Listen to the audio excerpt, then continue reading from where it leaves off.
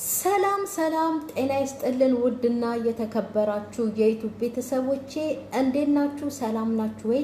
እኔ ያለሁላችሁ እግዚአብሔር ይመስገን እጅግ በጣም ደህና ነኝ። ቤተሰብ ኦርቶዶክሳውያን ሁላችሁንም በያላችሁበት ድንግል ማርያም ትጠብቃችሁ።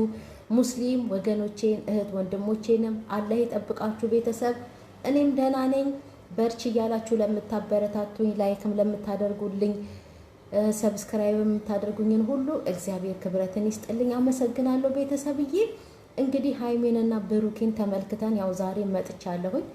መቼም ያው ስለነሱ መናገር እኛም አይሰለቸንም፣ እነሱም ይሰራሉ እና ቤተሰብ ምንድነው ከሃይሜ ያየሁት ነገር ብሩክን መራቅ አትፈልግም። አንደኛ ነገር ለምን አሁን ትንሽ የራቀችው ካለበት ሁኔታ የሚሰራውን ስራ እንዲማር ሁሌ በይቅርታ እየታለፈ ነገሮቹ ያልሆነ ነገር ውስጥ እንዳይደርሱ ለበኋላ ህይወቷ በማሰብ ነው እንጂ ዞራ መገናኘቷ ከብሩኬ ጋራ የማይቀር ነገር ነውና ባለፈውም እሷ እንደተናገረችው ማለት ነው አሁን ለጊዜው ነው እንጂ በኋላ ታይቶ እንደ ሁኔታው መገናኘታችን አይቀርም ብላለች።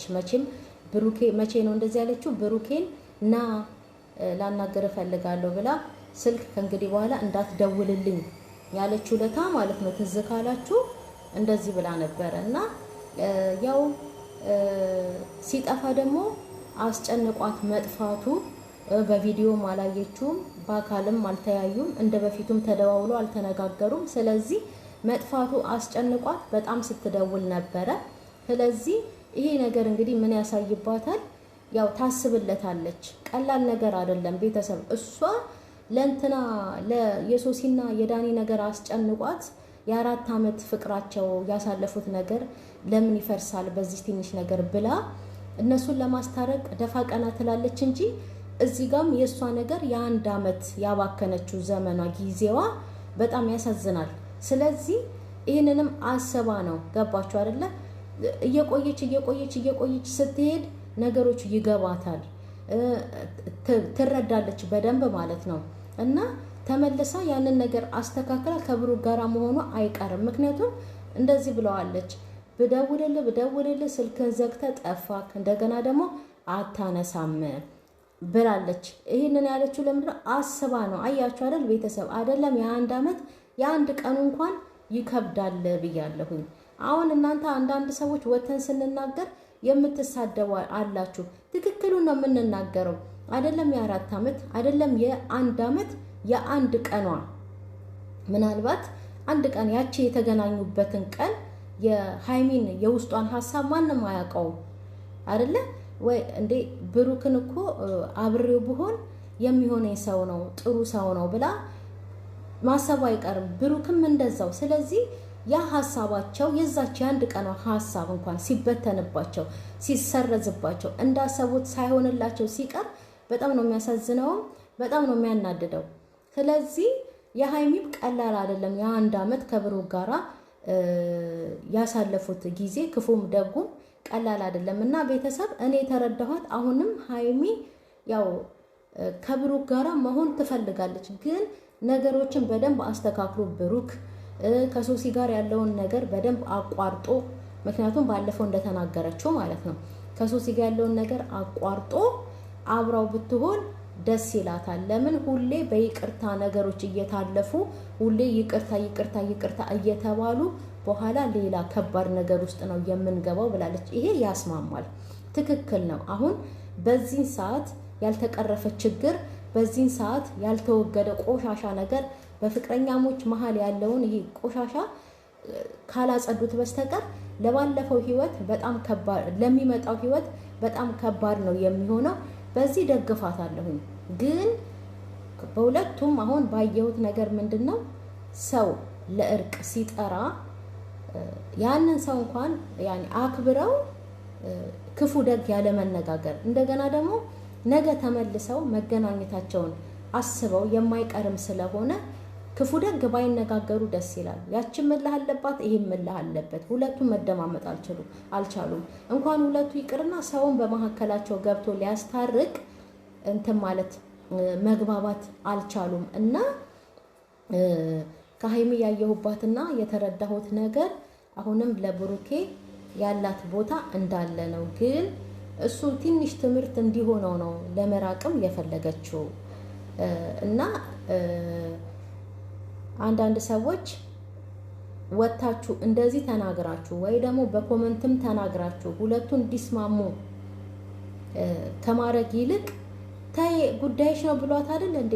የራስሽን ኑሮ ኑሪ ስላንቺ አያገባኝም ብሏት አይደል እንዴ? ምናምን ነገር እኔ ትናንት ወጥቼ ቪዲዮ ስሰራ ሀይሚ ይሄንን ቪዲዮ ይሄንን እንትን ስጦታ መቀበል የለብሽም ነበረ። ለምን ብሩክ ያየዋል። የራስሽን ህይወት ኑሪ ቢልም የራስሽ ጉዳይ ነው ቢልም ልጁ ከልቡ አይደለም ያስታውቃል። ገባችሁ አይደለ? ያኔ ራሱ ከዳኒ ጋር እንደዛ የሆነው ብሩክ በቃ የማይታጠፍ ቃል ስላለበት ነው። ለምን እኔ በሀይሚ መጣ ለምን እስር ቤትም ቢሆን የመገደልም ደረጃ ደርሳለሁ ብሏል እና ያንን ቃሉን አላጠፈም። ለዛም ነው የተማማተው ማለት ነው። እና እሷ ያንን እንትን በምታደርግበት ሰዓት እንግዲህ ቤተሰብ ወቅሷታል፣ ሰምታችኋል። ትናንትና እንኳን የአንገት ሐብል ስጦታ ሲሰጥሽ አደረግሽ ተቀበልሽ አላት። ይሄንን ያየዋል። ገባችሁ አይደል ቤተሰብ? ያየዋል። ለምን ብሎ ይከፋበታል። የፈለገ ነገር አልፈልግም ቢል የፈለገ ነገር የራስሽን ህይወት ኑሪ ቢላት ጊዜያዊ ስሜት ነው። እሷም እንደዛው ብትናገረው ጊዜያዊ ስሜት ነው። በቃ የተናደዱበትን ቃላት ነው ያወጡት እንጂ የምር እሱ እሷን ሳይፈልግ እሷም ደግሞ እሱን ሳትፈልግ ቀርተው አይደለም። ገባችሁ አይደለ? ይኸው ጠፋ ከምን ነው አሳሰብከኝ ብላ እኮ ነው ትናንትና ሚፍታ ሲያገናኛቸው ለማስታረቅ እንኳንም አየው ጠፍተህ በጣም አሳስበህ ነበር አለች። እና ይሄን ያህል የሚተሳሰቡ ከሆነ ይሄን ያህል